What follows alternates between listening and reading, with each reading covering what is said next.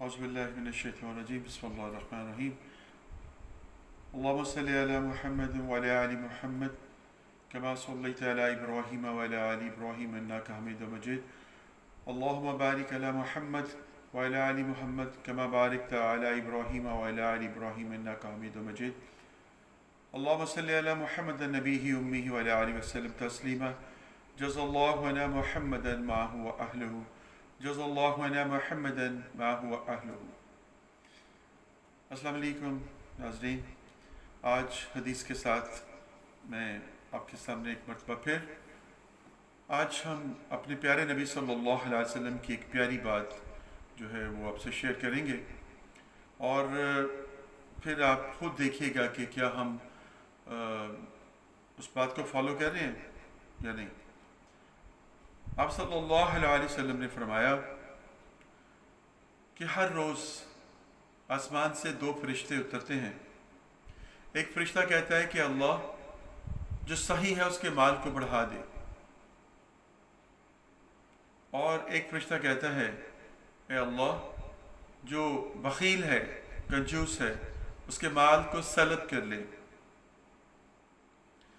اب آپ دیکھیے کہ جب رب جو ہے روزانہ دو فرشتوں سے منادی کرواتا ہے، اعلان ہے ایک طرح سے رب کی طرف سے کہ سخی کا مال بڑھتا ہے اور کنجوس کا مال جو ہے وہ سلب کے لے جاتا ہے، جتنا مرضی کما لے وہ۔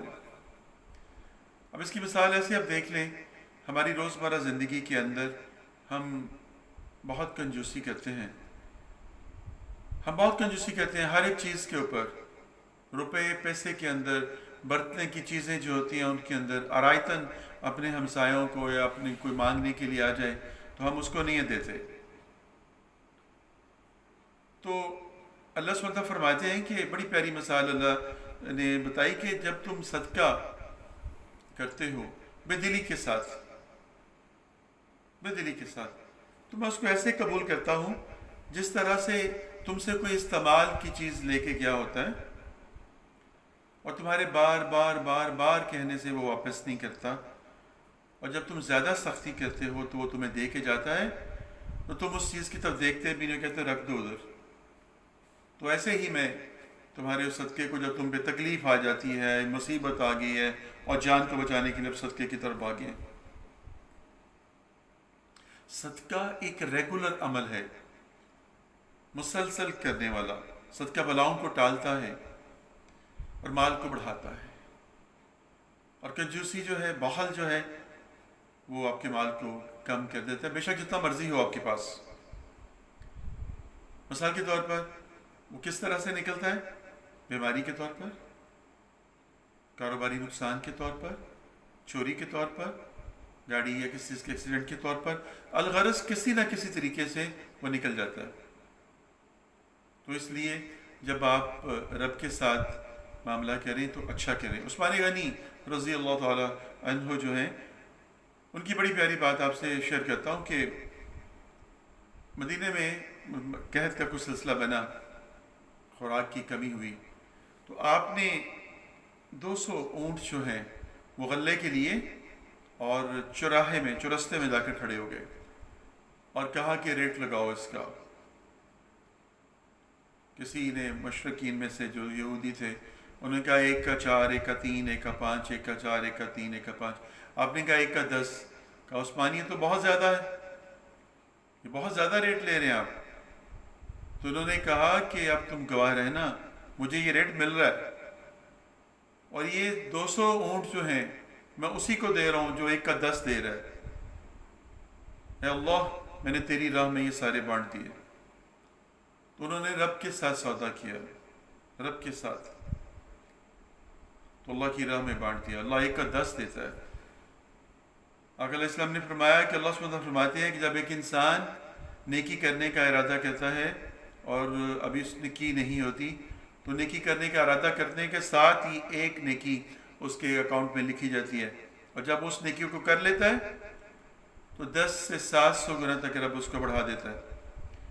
اور کرم اللہ کا ہمارے ساتھ کیا ہے کہ اگر ہم سے ایک گناہ سرزد ابھی نہیں ہوا، ہم نے ارادہ کیا اور ہم بچ گئے، اینڈ ٹائم پہ آ کے ہم نے اس معاملے کو نہیں کیا، کسی بھی نوعیت کا چوری یاری برائی واٹس ایور، تو اللہ سبحانہ تعالیٰ نے ہماری نیت کے اعتبار سے ہمارے اندر ایک گناہ نہیں لکھا، اس کو ٹال دیا. کب تک؟ جب تک کہ ہم اپنی حالت کو بدل نہ لیں. جب ہم نے وہ چھوڑ دیا تو رب نے ہمارا صفحہ بلینک ہی رکھا. یہ بہت بڑی عطا ہے رب کی. اللہ صحیح ہے اور صحیح کو پسند کرتا ہے. اس امر میں ایک بڑی پیاری بات آپ سے اور شیئر کرتا چلوں. آقا علیہ السلام نے فرمایا کہ میں تمہیں ایک بات بتاؤں، تمہاری امت کے 3 بہترین لوگوں سے جہنم کی آگ کو دہکایا جائے گا. کہا یا رسول اللہ صلی اللہ علیہ وسلم وہ کیا، وہ کون لوگ ہوں گے؟ کہا کہ ایک ان میں سے شہید ہوگا جس نے راہ حق میں اپنی جان دی ہوگی، شہادت ملی ہوگی اس کو. رب اس کو بلائے گا اور اسے کہے گا کہ کیا تم نے شہادت کی خواہش کی تھی؟ وہ کہے گا بے شک رب میں نے کی تھی. کیا تو نے شہادت کی خواہش میرے لیے کی تھی یا اپنے نام کے ساتھ شہید لگوانے کے لیے کی تھی؟ اب رب کے سامنے تو جھوٹ نہیں چلے گا. تو رب کہے گا بے شک تیری نیت کے اندر جو تھا وہ یہی تھا کہ تیرے نام کے ساتھ شہید لکھا جائے. تو کیا تیرے نام کے ساتھ شہید لکھا گیا؟ تجھے شہادت مل گئی؟ وہ کہے گا بے شک. رب فرمائے گا کہ تیرا معاملہ میں نے دنیا میں کر دیا، لے جاؤ اس کو اور جا کر جہنم میں ڈال دو. پھر دوسرے کو بلایا جائے گا، وہ ہوگا عالم. رب اس سے کہے گا عالم صاحب آپ بھی آ جائیں، آپ نے علم کو پھیلایا دور دور تک، بڑی بڑی حدیثیں، بڑی بڑی باتیں، بڑی بڑی سب کچھ کی، تو کیا یہ میرے لیے کیا؟ خالصتاً وہ چپ رہے گا. رب کہے گا نہیں، تم نے میرے لیے نہیں کیا بلکہ اپنے نام کے ساتھ عالم لگوانے کے لیے کیا. تو کیا میں نے تمہارے نام کے ساتھ عالم لگا دیا؟ وہ کہے گا رب لگا دیا. کہ تیرا معاملہ دنیا میں پورا کر دیا، آخرت میں تیرا کوئی حصہ نہیں. تو رب کہے گا لے جاؤ اس کو بھی اور جا کر اس کو بھی جہنم میں لگا دو. دوسری لکڑی بھی لگی.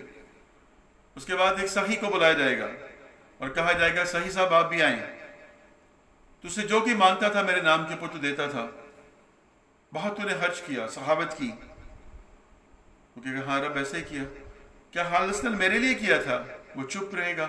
رب فرمائے گا کہ نہیں، یہ بھی تو نے صرف دکھاوے کے لیے کیا کہ لوگ تجھے صحیح کہیں.